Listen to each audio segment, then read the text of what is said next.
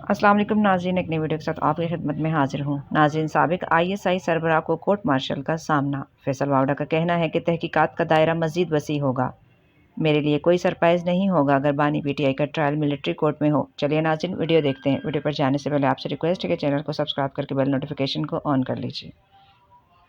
अब हमसे दुआ ये कर सकते हैं कि बस इसमें बातचीत के मरहले के तहत सजाएं जो होनी है गुनाह की, उसमें उम्र कैद तक बात हो जाए, कैद तक बात हो जाए, फांसी तक बात ना हो। अरशद शरीफ का केस भी अभी पेंडिंग है, उसको माइनस ना करें। आप जो इमरान खान साहब पे फायरिंग हुई उसको भी माइनस ना करें। तो अभी बहुत कुछ होना है। अब सिर्फ दुआ ये है कि सजाए मौत ना हो, उम्र कैद सजा हो। ये दुआ हो सकती है। अपने आप को डिस्क्रेडिट करने की जरूरत है PTI वालों को। और अब जंजू जो ये आप किसके लिए कह रहे हैं? फैज साहब के लिए, खान साहब के लिए कि सजाए मौत ना हो, उम्र कैद हो? दोनों के लिए कह रहा हूं, मैं दोनों के लिए कह रहा हूं। आज की तारीख में आपको लग रहा है कि बस यही इन्हीं में से, इसी दो तीन चीजों में से होना है, कुछ इन्हीं दो में से कुछ एक होना है?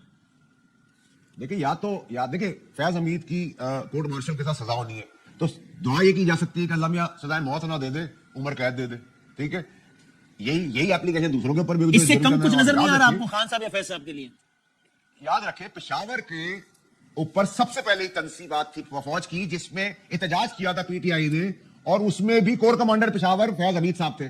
तो घर का भेदी था। फैज हमीद साहब को भरपूर तौर पर इस्तेमाल किया जा रहा था अपने मुफाद के लिए। आर्मी चीफ बनाने की कोशिश की जा रही थी। धरने, जुलूस, कत्लो गारत, मार धाड़, शहादत अरशद शरीफ की, उसकी टाइमिंग्स, उसका जनाजा उठना, उसके ऊपर तहरीक चलना, इमरान खान पे फायरिंग हो जाना, ये इसमें आप समझते हैं कि सिर्फ फैज हमीद अकेला ही काम कर रहा था। और फैज हमीद इतना बड़ा मॉन्स्टर DGI होने के बाद कैसे बना? वैसे भी लेफ्टिनेंट जनरल, जनरल, ब्रिगेडियर भी बला होती है, लेकिन फैज हमीद को इतनी बड़ी बला बनी क्योंकि प्राइम मिनिस्ट्री की पुष्पनाई उनको हासिल थी और प्रेसिडेंशियल फॉर्म ऑफ गवर्नमेंट की तरफ ले जाना था, रिवॉर्ड करना था, अपने बाप की मनमानी करनी थी। और मैं इन कीड़े मकोड़े गटर के कीड़ों से बचा रहा था, कह रहा था ना करो ना करो ना करो, और मेरे निकालने के बाद उसी डगर पे वो चले और उस डगर से यहां तक पहुंच गए। और यहां से आगे जो मैं आपको बता रहा हूं, वहां भी आप जाते हुए देखेंगे। आप ये कह रहे हैं, फिर अगले पॉइंट में आइएगा, खाली मैं इस पे, क्या आप कह रहे हैं कि खान साहब पर नाकाम और अरशद शरीफ साहब पर कामयाब कातिलाना हमला जो हुआ अनफॉर्चुनेटली, ये इसमें भी फैज हमीद साहब अंडर ट्रायल आने हैं?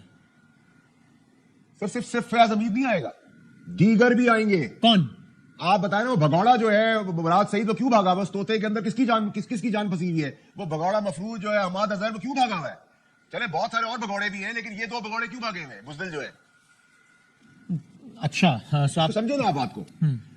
अच्छा, तीसरी चीज ये कि DG ISPR का जब ISPR की प्रेस रिलीज आती है तो आप तो अक्लमंद आदमी है, लेकिन मेरे नलायक आदमी 8 दफा पढ़ता है, क्योंकि DG ISPR बहुत ही स्मार्ट आदमी जब प्रेस रिलीज इशू करते हैं तो उनकी एक एक वर्ड के अंदर 3-3, 4-4 पैगाम छुपे होते हैं। उस पैगाम के अंदर आज जब मैं पढ़ रहा था 8वीं दफा, तो मुझे क्लैरिटी तो मिल रही थी क्या हो रहा है, क्या प्रेस रिलीज है, लेकिन उसके साथ जो बारीकी से सियासतदान रियासत को इन्वॉल्व करते हैं, फौज के लिए वेनम रखते हैं, मुझे, आपको और उनको भी ये पैगाम मिला है कि अब ये नॉनसेंस एक्सेप्टेबल नहीं होगी। और अगर गंडापुर साहब आप चढ़ाई के लिए आते हैं तो ये इस तरफ से फाइनल कॉल होगी।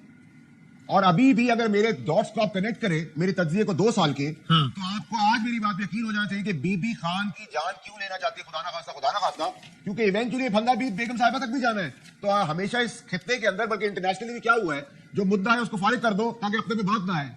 तो अब तो ये बहुत ही सीरियस सिचुएशन में हम दाखिल हो चुके हैं। अब हमसे दुआ ये कर सकते हैं कि बस इसमें बातचीत के मरहले के तहत सजाएं जो होनी है गुनाह की, उसमें उम्र कैद तक बात हो जाए, कैद तक बात हो जाए, फांसी तक बात ना हो।